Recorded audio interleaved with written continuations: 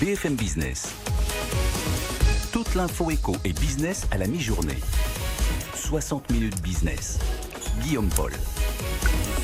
Toujours en direct, 60 minutes business sur BFM Business, votre rendez-vous de la mi-journée pour décrypter l'actualité économique et internationale et géopolitique, parce que tout ça va se mêler de plus en plus dans les prochaines semaines. Alexis Karklins-Marchais est avec nous. Bonjour Alexis. Bonjour Guillaume. Bienvenue, associé du cabinet de conseil Eight Advisory. Donald Trump, donc investi hier officiellement candidat du Parti républicain pour l'élection. Voilà tout ça qui officialise le duel de novembre prochain entre Joe Biden et Donald Trump.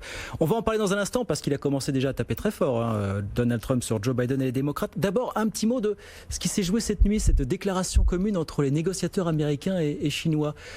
Jean-François Di Meglio nous disait tout à l'heure, mais il était prévu qu'ils se reparlent aux alentours du 15 août. Mais quand même, est-ce que pour Trump, il y a un intérêt à conclure un accord ou un semblant d'accord sur le plan commercial pour vous d'ici l'élection? Oui, clairement, il y a un intérêt. D'abord, il y a le discours politique d'un côté et la réalité économique de l'autre. Et le discours politique, on le connaît. Les tensions entre la Chine et les États-Unis n'ont cessé de croître au cours des derniers mois. Ouais. Cet accord qui a été signé le 15 janvier devait être finalement mis en œuvre assez rapidement. Et puis la crise sanitaire est passée par là, et depuis les tensions entre les États-Unis et la Chine n'ont cessé de progresser. On a bien sûr la crise de Covid. Vous savez que Donald Trump parle toujours du virus chinois. Oui. Il ne parle pas du coronavirus. Pas passer inaperçu. Voilà. Il y a l'affaire d'espionnage autour de Huawei, il y a l'histoire de Hong Kong, il y a maintenant la messagerie TikTok. Il y a en réalité une lutte pour la suprématie mondiale. Voilà. Et ça, c'est le fond du discours politique. Et Donald Trump en a besoin pour sa campagne. Il a besoin de montrer, quand vous dites l'Amérique d'abord, America First, ça passe aujourd'hui pour beaucoup d'Américains par la capacité à résister à la montée en puissance de la Chine. Derrière, il y a aussi une réalité économique. C'est que la Chine a besoin des États-Unis pour asseoir sa croissance. Vous savez que la Chine exporte beaucoup de ses produits aux États-Unis, premier importateur de produits chinois. Donc c'est évidemment un élément important. Dans le même temps, les États-Unis ont aussi besoin de la Chine parce que l'épargnant chinois finance les déficits américains. Oui, bien sûr. Donc cette réalité économique, elle est là. Donc ils ont intérêt évidemment à progresser. Clairement, les tensions étaient bien réelles.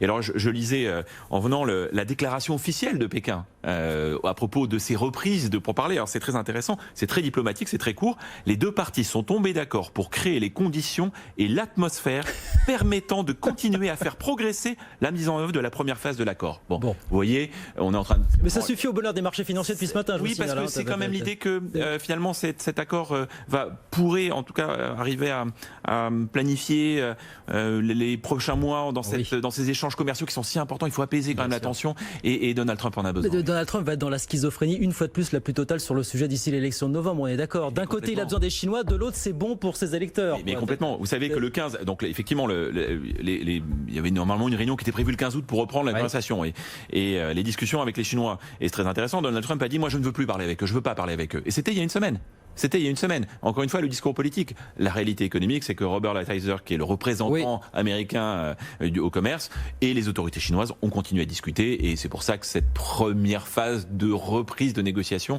elle est finalement assez logique. Ils n'ont jamais cessé de se parler. Simplement, il y a un contexte politique qui peut-être ouvre une nouvelle fenêtre. Bien, alors on y vient justement à ce contexte politique. Donald Trump, donc officiellement investi hier candidat des Républicains. Il était à Charlotte, il a fait le déplacement à Charlotte où se tient cette convention républicaine un peu particulière cette année.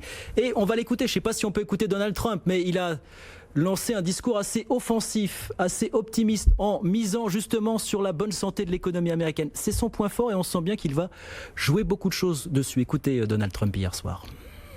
Our country can go in a horrible direction or in an even greater direction. And before the plague came in from China, that's where we were going. We were going in a direction like we had never seen. The most successful economy in the history of our country, the best unemployment numbers in history. We have to win. This is the most important election in the history of our country. Bon, on vous l'a mis en version originale, mais enfin globalement, on n'a que comprendre qu'il était content de lui. Oui, il a notamment mentionné la peste chinoise. Oui, quand même. Mais oui, c'est pour ça qu'on va être on va être dans la... Voilà. Alors, est-ce que ça va être ça son angle d'attaque, justement, jouer sur son bilan, faire du Biden bashing, ça va être quoi finalement? Cette convention, elle est intéressante parce que, au fond, elle a un objectif, c'est Make Trump Great Again. Vous avez les 4 enfants de Trump, 4 enfants qui vont parler. Sa femme, bien sûr, ça c'est un classique. Vous avez aussi certains compagnons ou compagnes de ces enfants qui vont parler. Donc on l'a vu, ça a été une source de petite moquerie entre guillemets parce qu'il y a beaucoup de Trump. Surtout qu'aujourd'hui, vous avez 3 sénateurs républicains et 25 représentants au Congrès américain qui sont républicains et qui ont appelé à voter pour Biden. Il y a un contexte très particulier.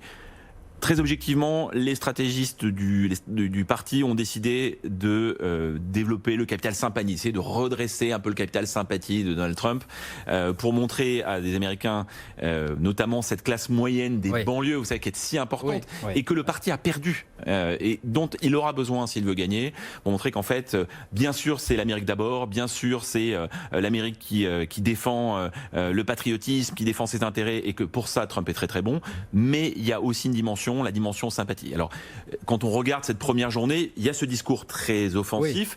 Ce qui est intéressant, je vous rappelle que le discours officiel n'aura lieu que jeudi. C'est ça. Or, Trump a prévu de parler chaque jour, ce qui n'a jamais été vu dans une convention. Mais encore une fois, les conventions cette année sont très très particulières compte tenu de la crise sanitaire et des circonstances exceptionnelles. Dans cette première journée, ce qui était très intéressant, et on voit bien où ça va aller, il y a eu d'un côté 2 interventions, les 2 dernières d'ailleurs, qui étaient plutôt intéressantes, plutôt bonnes. Tim Scott, qui est le seul sénateur afro-américain républicain, originaire de la Caroline du Sud, et Nikki Haley, qui est l'ancienne gouverneure de Caroline du Sud, et qui est elle aussi issue de la minorité, puisque ses parents étaient indiens. Donc le Parti républicain met en avant des figures de la minorité, et qui parlent plutôt bien, qui s'expriment très bien, et qui ont parlé du rêve américain, Donc ça, j'allais dire, c'est la partie la plus classique. En revanche, on a aussi entendu des discours, et on voit bien que la polarisation est toujours très prégnante dans le discours de Trump, des discours très très très offensifs sur, attention, avec Biden, vous allez avoir quoi? Vous allez avoir le socialisme. Socialisme radical. Voilà. Vous allez avoir les pillages, les désordres, les émeutes que vous voyez, parce que regardez, tous ces maires démocrates font n'importe quoi et ils n'ont aucune autorité. Moi, je suis l'autorité. Voilà, et puis dans le même temps, je suis finalement encore le meilleur pour gérer l'économie. Nous avions jusqu'à la crise liée à ces Chinois, à ce virus chinois, nous avions la meilleure économie que nous n'avons jamais eue, avec le plus bas taux de chômage en 50 ans. Et bien, je l'ai réussi avant, et je vais réussir, je serai le meilleur pour redresser l'économie. Voilà ce que va être son discours. Oui, mais alors, c'est là qu'on se pose la question quand même. Est-ce qu'il va pouvoir défendre son bilan économique qui forcément n'est plus aussi percutant du fait de tout ce qu'on a traversé finalement? Alors, on va lui dire, voilà, si l'économie est au tapis ou de moins se porte beaucoup moins bien, c'est aussi parce que vous avez mal géré cette pandémie justement pendant plusieurs mois. C'est très intéressant. Il y a une déconnexion entre la gestion de la crise sanitaire, la gestion de la pandémie et la gestion économique. Très clairement aujourd'hui. C'est perçu comme ça dans l'opinion, il y a une déconnexion. Et vous le voyez parce que quand on regarde aujourd'hui les sondages, on interroge les Américains sur qui est le meilleur pour gérer l'économie. Trump est encore légèrement en situation favorable par rapport à Biden. En revanche, sur tous les autres sujets, Biden a une bien meilleure image, et notamment sur la gestion de la crise sanitaire qui a été considérée par une majorité américaine comme absolument catastrophique. Donc il y a quand même une déconnexion. Je crois que beaucoup d'Américains comprennent que effectivement cette crise économique, elle est d'abord liée à cette crise sanitaire. Derrière, elle a été gérée, et on peut dire ce qu'on en veut, mais elle a été gérée de façon très chaotique, en tout cas, avec des discours dans tous les sens. Et donc ça risque effectivement de peser sur la popularité de Trump. Mais sur l'aspect économique, c'est peut-être son seul créneau où il peut encore prétendre avoir réussi quelque chose avant, ce qui est tout à fait contestable, mais en tout cas c'est perçu comme tel par une majorité d'Américains, et disant attention, derrière il va falloir reconstruire l'économie américaine, le socialisme est une catastrophe. Biden, vous allez voir, évidemment c'est très exagéré, c'est très caricatural comme dans toutes les conventions, mais vous savez, hier dans certaines prises de parole, un certain nombre d'orateurs ont même évoqué la défense de la civilisation occidentale qui était en jeu. Si Biden était élu. Voilà, donc si Biden était élu, donc c'est vraiment très très très fort, ça va être très agressif. Vous savez que les 2 fils de Trump ont eu des paroles extrêmement dures à l'égard de Biden, parfois même carrément grossières et vulgaires, pour le dire très concrètement. Donc ça va être une campagne qui va être extrêmement violente. Il reste 70 jours, ça va être extrêmement violent. Et dans cette période-là, finalement, Trump n'a pas beaucoup d'arguments à part la sécurité, un peu bien sûr la politique étrangère, mais vous n'oubliez jamais que le consommateur et l'électeur américain, il s'en fiche un peu. Enfin, l'électeur américain, la politique étrangère, c'est pas son grand sujet. Et puis il y aura bien l'aspect économique. Attention, il va falloir redresser l'économie. Moi, je suis un chef d'entreprise. Qu'est-ce qui prendra en considération malgré tout l'électeur? On a coutume de dire que l'électeur américain, au matin de l'élection, au jour de l'élection, il regarde quoi? Son portefeuille, il regarde l'état des marchés financiers là aussi, Alexis. Et n'oubliez pas, Guillaume, que en 2016, l'élection s'est jouée à 78 000 voix. C'est vrai. 78 000 voix, c'est le cumul des voix qui a été nécessaire à Trump pour remporter 3 États, Pennsylvanie, Michigan, Wisconsin, qui lui ont permis de rentrer à la Maison Blanche. Sans ces 3 États, c'était Hillary Clinton. On n'en fait pas l'histoire, c'est Trump qui est à la Maison Blanche. Mais la réalité, c'est que ça se jouera probablement sur quelques éléments dans les derniers jours, comme en 2016. Ce qui est certain, c'est qu'aujourd'hui, Trump Trump part de plus loin. Quand on regarde les sondages aujourd'hui, il est vraiment en situation défavorable, notamment, et oublions les sondages nationaux, notamment dans ces fameux États, dans ces fameux swing states, ces États qui vont faire la différence, où là, Trump est en situation difficile, donc il a 70 jours pour remobiliser son électorat. Ça commence cette semaine, ça va aller sur la politique étrangère un peu, mais ça va être surtout sur la sécurité, l'ordre et le danger de voter pour Biden, qui serait l'extrême gauche, pour faire simple, dans les discours. En promettant des jours meilleurs sur l'économie à partir de 2021, peut-être 2022, il nous reste une grosse minute, mais voilà, est-ce que c'est le talon d'Achille, justement, l'économie, celui de Joe Biden aujourd'hui? Est-ce qu'il doit convaincre encore aujourd'hui qu'il est, lui aussi, peut-être mieux que Trump, capable de redresser l'économie, d'assurer ce Biden, sur l'économie, peut difficilement contester le chômage. Alors, il peut rappeler que... Quand il y a des marchés financiers, malheureusement. Il y a les marchés financiers qui jouent beaucoup, évidemment, même s'il y a des phénomènes qui l'expliquent. Mais Biden, lui, sur l'aspect économique, doit aller plutôt sur d'autres éléments qui sont importants aussi pour les Américains. La santé.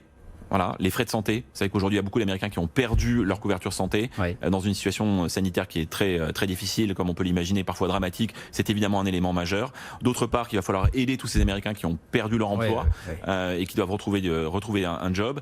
Et par ailleurs, les inégalités qui restent un sujet quand même très critique. Dans le même temps, on peut imaginer que Biden va recentrer sa campagne dans les derniers jours, en montrant que ça reste quelqu'un finalement de très modéré. Biden était un centriste, il a été vice-président d'Obama. Obama rentre à la Maison-Blanche, 10% de chômage. Obama quitte la Maison-Blanche, 4% de chômage. Donc il a aussi finalement, et c'est pour ça qu'il revendique beaucoup l'héritage Obama, il a aussi quelque part une responsabilité dans la très bonne performance de l'économie américaine depuis 10 ans jusqu'au coronavirus. Ce que vous nous confirmez, il nous reste 30 secondes, on va devoir s'arrêter hélas, mais c'est que chacun ses thèmes dans cette campagne et tout ça nous montre encore, nous confirme quelle est la polarité de l'électorat américain. Enfin, c'est incroyable. La polarisation est incroyable. Chacun ses thèmes et puis advienne que pourra finalement. C'est un pays extrêmement clivé et vous allez voir que la violence dans les mots sera particulièrement dure dans les prochaines semaines. De la part de Donald Trump qui va donc s'exprimer tous les jours. Voilà, demain encore et puis jeudi, ça sera le discours. Le grand discours. De la Maison-Blanche, encore une première. Voilà, c'est normalement, alors évidemment il n'y a pas de convention entre guillemets, mais normalement un président s'exprime dans une salle. Et bien non, là ça devrait être à la Maison-Blanche. Ça sera à la Maison-Blanche. Voilà, année exceptionnelle, élection exceptionnelle, discours d'acceptation exceptionnel. Merci beaucoup Alexis, et puis on vous retrouvera, vous serez avec nous j'espère tout au long des prochains mois pour suivre cette fin de campagne et cette élection américaine. Alexis Karklins, marché associé du cabinet de conseil 8 Advisory avec nous sur BFM Business. Merci beaucoup d'être venu dans 60 minutes business. On marque une pause, le rappel des titres et puis BFM Business avec vous. C'est votre demi-heure jusqu'à 13h sur BFM Business. Vous recrutez, vous avez besoin de conseils, on vous donne la parole. À tout de suite. 60 minutes business. Toute l'info éco et business à la mi-journée sur BFM Business.